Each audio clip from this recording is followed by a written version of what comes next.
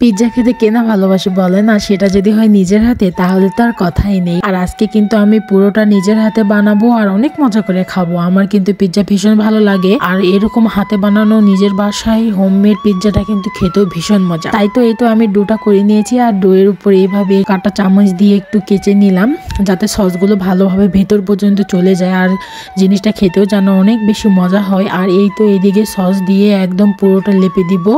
পুরোটা সসে মিলিয়ে নেওয়ার পরে আমি বাদ বাকি আইটেমগুলো এখানে সাজাবো। তারপর তো এই তো এইদিকে আমি দিয়ে দিচ্ছি গোস্তগুলোকে দিয়ে আগে রান্না করে নেওয়া হয়েছে। তো এখানে আগে গোস্তগুলো মেরিনেট করে রেখেছিলাম, তারপরে এই তো পিৎজার উপরে দিয়ে দিলাম ডোটা তৈরি করার পর।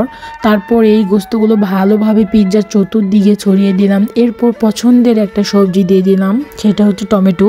টমেটো খেতে কিন্তু ভীষণ ভালো লাগে, আর টমেটো সালাদও কিন্তু আমার অনেক পছন্দ। তাই আমি চেষ্টা করি এরকম করে পিৎজাতে টমেটো দেওয়ার, কারণ এই টমেটোটার সঙ্গে খেতে আমার ভালোই লাগে। আর সঙ্গে দিব ক্যাপসিকাম। বাস এই দুটো সবজি দিয়ে আজকে আমি আমার পিৎজাটা তৈরি করে নিব। আর ক্যাপসিকাম গুলো আমি দুই ভাবে কেটে নিয়েছি, একটা লম্বা ভাবে আর একটা স্কোয়ার ভাবে। তো দুইটাই আমি সুন্দর করে একটু ডেকোরেট করতেছি। এটা আসলে মূলত নিজের ব্যাপার, নিজের মনের মতো করে সাজানোর ব্যাপার। তো আমি আমার নিজের মনের মতো করে সাজিয়ে নিয়েছি। আর এই তো উপরে দিয়ে দিচ্ছি ছোট ছোট কিউব করা ক্যাপসিকাম গুলো। এগুলো দেখতে কিন্তু অনেক সুন্দর হয়, যখন পিৎজাটা হয়ে আসবে তখন কিন্তু দেখতে খুবই সুন্দর হবে। আর এই তো উপর দিয়ে পিৎজাটাকে মনের মতো করে সাজানো শেষ। এখন আমি আমার মনের মতো করে মোজারেলা চিজ দিয়ে দিলাম, আর চিজ ছাড়া পিৎজা তো ভালোই লাগবে না। আর এই তো দেখেন আমার ভাগ্নি, সেও কিন্তু একদম হাতে হাত লাগানোর জন্য প্রস্তুত হয়ে থাকে। আর আমার পিৎজাটা অলরেডি রেডি, এখন ওভেনে দিয়ে দিচ্ছি। এটা ওভেনে হতে থাকবে আর আমি অপেক্ষা করতে থাকবো কখন আমার পিৎজাটা হবে। আসলে আমি খাওয়ার জন্য কিন্তু ভীষণ এক্সাইটেড হয়েছিলাম, আসলে অনেক দিন থেকে খাওয়া হয়নি।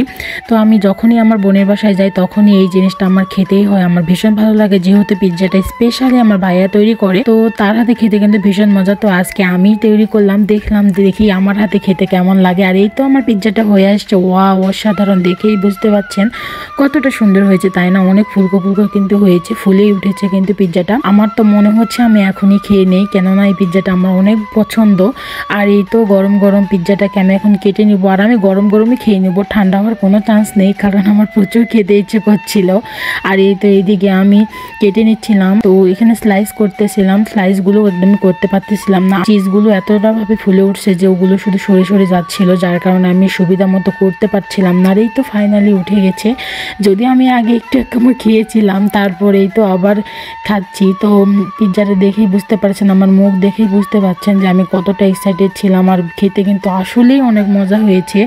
এইভাবে পিৎজা কিন্তু তৈরি করলে স্বাস্থ্যের জন্য ভালো, আর খাবারও খেতে কিন্তু ভীষণ মজা হয়, আর যখন তখনই কিন্তু বানিয়ে খাওয়া যায়। তো বন্ধুরা, আমার পিৎজা বানানোটা আপনাদের কেমন লাগলো? যদি ভালো লেগে থাকে তাহলে অবশ্যই ভিডিওটি শেয়ার করে পাশে থাকবে।